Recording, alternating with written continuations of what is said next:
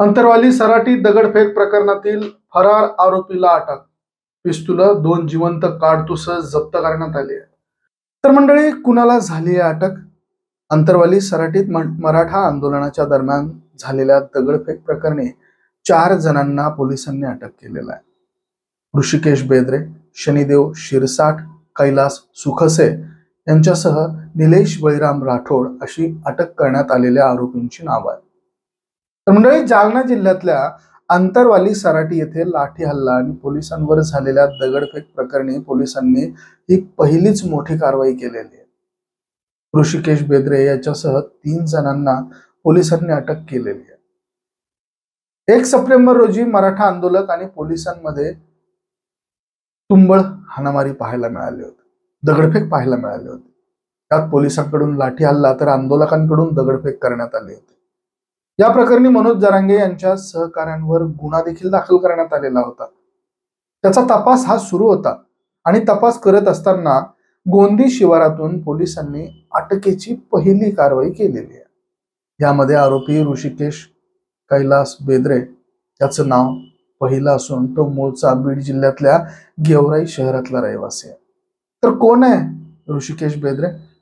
ऋषिकेश कैलास बेद्रे, वय 36 वर्ष, तालुका अध्यक्ष राष्ट्रवादी काँग्रेस पार्टी, गेवराई शहरातील रहिवासी, प्रत्येक सामाजिक चळवळीत सहभागी, मनोज जरांगे यांच्या उपोषण आणि आंदोलनात पहिल्या दिवसापासून सहभागी. जेम्स लेन प्रकरणात, भांडारकर इन्स्टिट्यूट तोडफोड प्रकरणात त्याच्यावर गुन्हा दाखल आहे. या प्रकरणी 3 महिने जेलमध्ये गेलेला होता, मात्र निर्दोष सुटका झाली. प्रत्येक मराठा आंदोलन आणि मोर्चामध्ये सहभाग, संभाजीराजे यांच्या आझाद मैदानातील आंदोलनात सहभाग, राष्ट्रवादी शरद पवार गटाचे अमरसिंह पंडित यांचे निकटवर्ती असल्याचं मानलं जातं. 5 वर्षापूर्वी बदामराव पंडित गटात सक्रिय असलेले कार्यकर्ते म्हणून ओळख.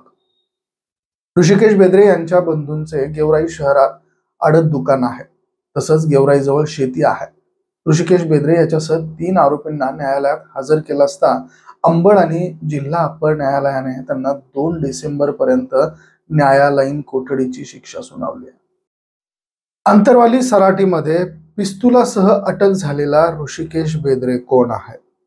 न्यूज डंकाचे मुख्य संपादक दिनेश कांजी यांचं संपादकीय. देवेंद्र फडणवीसांचा द्वेष कोणत्या स्तरापर्यंत पोहोचला हे बेद्रेच्या फेसबुक पेजवरून लक्षात येतं. 2 महिन्यापूर्वी मराठा आरक्षणासाठी मनोज जरांगे पाटील यांच्या अंतरवालीत उपोषण सुरू असताना दगडफेक झाली होती. अनेक पोलीस आणि ग्रामस्थ जखमी झाले होते. जखमी झालेल्यांच्या सरकारी आकडा हा 32 वर होता. पोलिसांनी या प्रकरणी आता कारवाईचा बडगा उगारलाय. ऋषिकेश बेद्रे याला अटक करण्यात आलेली आहे. त्याच्याकडून पिस्तूल आणि 3 काडतुस जप्त करण्यात आली आहे. आंदोलनाच्या आडून जाळपोळ आणि हिंसा करणारा हा दणका आहे. दबावाखाली झुकणार नाही असं स्पष्ट संकेत राज्य सरकारने आता देऊन टाकलेला आहे. तर मंडळी, मराठा आरक्षणासाठी राज्यभरात सभा घेत असणारे मनोज जरांगे पाटील प्रत्येक सभेत आमच्या कार्यकर्त्यांवर दाखल केलेले गुन्हे मागे घ्या असं सांगतात. आरक्षण आंदोलनादरम्यान जाळपोळ झाली आहे, पोलिसांवर दगडफेक झाली आहे, लोक जखमी झाल्यात. त्यात सामील असलेल्या लोकांना सोडवण्यासाठी जरांगेंचा दबाव हा राज्य सरकारवर वाढतोय. तर राज्य सरकार या दबावापुढे झुकणार का? कायदा सुव्यवस्था पायदळी तुडवणाऱ्यांना मोकाट सोडणार का? हा प्रश्न महत्वाचा होता. सुदैवाने राज्य सरकार दबणार नाही असे स्पष्ट संकेत आजच्या या कारवाईमुळे मिळालेले आहेत. आज ज्या ऋषिकेश बेद्रेला अटक झाली तो कोण आहे असा अनेकांना प्रश्न पडलेला आहे. त्याचे फेसबुक प्रोफाईलवर पाहिल्यानंतर लक्षात येतं की तो इसम राष्ट्रवादी युवक काँग्रेसचा तालुका अध्यक्ष आहे. आता ही राष्ट्रवादी काँग्रेस कुणाची? अजित पवारांची की शरद पवारांची? हे समजणं कठीण नाही आहे. त्याच्या पेजवर अजित पवारांवर टीका करणाऱ्या काही पोस्ट आहेत. आपल्याकडच्या राजकारणात नेत्यांवर टीका करण्याची पद्धत नाही. अशी टीका केली तर पक्षात राहण्याची सोय नसते. विरोधी नेत्यावर टीका केली तर राजकारणातील स्थान मजबूत होत आहे. बेद्रे यांनी अजित पवारांवर टीका केली आहे. त्यावरून त्यांच्या निष्ठा शरद पवारांना वाहिलेल्या आहेत हे स्पष्ट होतं. उपमुख्यमंत्री देवेंद्र फडणवीस यांच्याबाबत काही लोकांच्या मनात किती द्वेष आहे हे बेद्रेचं फेसबुक पेज पाहिल्यानंतर लक्षात येतात. एक लहान मुलगा फडणवीसांच्या फोटोवरती लघुशंका करतानाचा फोटो आहे आणि या फोटोमध्ये तसं चित्र आहे. ही पोस्ट तर स्पष्ट सांगते की बेद्रे थोरल्या पवारांचा चेला आहे. दगडफेक प्रकरणात याला अटक करण्यात आली आहे. त्याच्यावरती कलम 307 सह काही कठोर कलम लावण्यात आली आहेत. खुनाचा प्रयत्न करणाऱ्या आरोपीला हे कलम लावलं जातं. हा गुन्हा दखलपात्र असून 10 वर्षाच्या कारावासाची तरतूद आहे. बेद्रे याला 2 डिसेंबर पर्यंत न्यायालयीन कोठडीचे आदेश देण्यात आले. अंतरवाली सराटीमध्ये 1 सप्टेंबरला झालेल्या दगडफेकीत किती पोलीस जखमी झाले त्याचा तपशील सर्वात आधी छगन भुजबळ यांनी अंबड येथे झालेल्या सभेमध्ये जाहीर केला होता.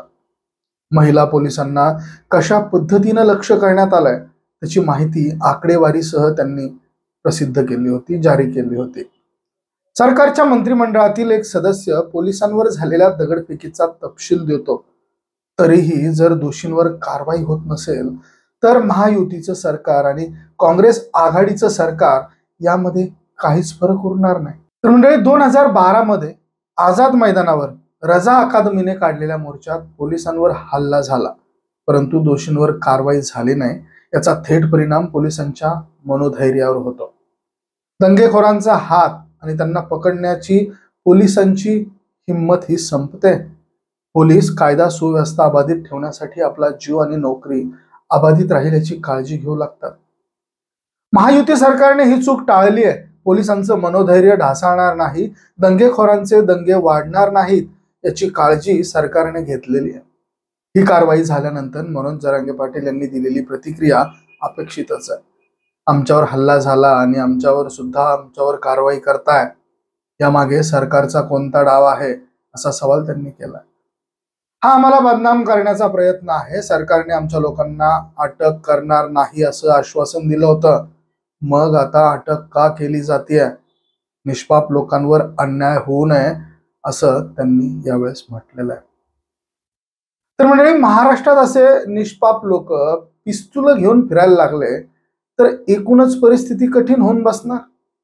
जाळपोळ आणि दगडफेक करणाऱ्यांवर कारवाई जर का झाली नाही तर राज्य पेटायला वेळ लागणार नाही. राज्याचे उपमुख्यमंत्री अजित पवार मराठा आरक्षणाच्या मुद्द्यावर फार व्यक्त होत नाहीयेत. अशा प्रकारचं चित्र सध्या दिसतंय. त्यांनी सुदैवाने या विषयावर सडेतोड भूमिका मांडली आहे. पोलिसांनी कोणत्याही दबावाला बळी पडू नये, प्रशासनाने त्यांचं काम करायला हवं असं अजित पवार यावेळेस म्हटलेलं आहे. तर आरक्षणाच्या मुद्द्यावर बोलताना राज्यात वाचाळवीरांची संख्या वाढली आहे असा टोला अजित पवारांनी मारलाय. हा टोला फक्त छगन भुजबळ यांना आहे असं मानण्याचं काही एक कारण नाही. कारण अलीकडे बोलण्याच्या बाबतीत मनोज जरांगे पाटील यांनी संजय राऊतांनाही मागे सोडलंय. 25 डिसेंबर रोजी जरांगे यांनी मुंबईत धडक देण्याचा इशारा दिलेला आहे. जरांगे हे सांता क्लॉज आहेत का असा सवाल करत मनसेचे अध्यक्ष राज ठाकरे यांनी त्यांची खिल्ली उडवली आहे. परंतु राज्य सरकारने जो संकेत दिलाय तो महत्वाचा आहे. हिंसा करणाऱ्यांना माफी नाही असा स्पष्ट इशारा बेद्रे याच्यावर झालेल्या कारवाईने दिलेला आहे. जालना जिल्ह्यातल्या अंतरवाली सराटी येथे झालेला लाठी हल्ला आणि दगडफेक प्रकरणी पोलिसांनी आता कारवाईला सुरुवात केली आहे. या प्रकरणी मनोज जरांगे पाटील यांच्या अत्यंत जवळच्या सहकाऱ्यांना पोलीस अटक करत आहेत. ऋषिकेश बेंद्रेंसह 3घांना पोलिसांकडून अटक करण्यात आली आहे. या आरोपींना 2 डिसेंबर पर्यंत न्यायालयीन कोठडीची शिक्षा सुनावण्यात आली आहे. दरम्यान अंतरवाली सराटी दगडफेक प्रकरणी पोलिसांनी केलेली ही पहिली कारवाई आहे आणि यामध्ये आणखी मराठा आंदोलकांना अटक होण्याची शक्यता आहे. तर मंडळी, कुणाला झाली आहे अटक? अंतरवाली सराटीत मराठा आंदोलनाच्या दरम्यान झालेल्या दगडफेक प्रकरणी 4 जणांना पोलिसांनी अटक केलेला आहे. ऋषिकेश बेद्रे, शनिदेव शिरसाट, कैलास सुखसे यांच्यासह निलेश बळीराम राठोड अशी अटक करण्यात आलेल्या आरोपींची नाव आहेत. दगडफेक प्रकरणी गोंदी पोलिसात गुन्हा दाखल करण्यात आलेला होता. त्या अनुषंगाने तपास देखील सुरू होता. गोंदी पोलीस ठाण्यात आणि पोलीस ठाण्याच्या हद्दीत ऋषिकेश बेद्रेसह 3 जण पोलिसांना मिळून आले. कायदा आणि सुव्यवस्थेचा प्रश्न निर्माण होऊ नये म्हणून पोलिसांनी आरोपींना अंबड येथील पोलीस ठाण्यात आणून चौकशी केली असता ऋषिकेश बेद्रे याच्याजवळ एक गावठी पिस्तूल आणि जिवंत काडतुस सापडले. दरम्यान पोलिसांनी या 4ही जणांना अटक केली आहे आणि पुढची कारवाई आता सुरू आहे. तर मंडळी, ही ती 4 मंडळी होती, 4 लोक होती ज्यांना पोलिसांनी अटक केलेली आहे.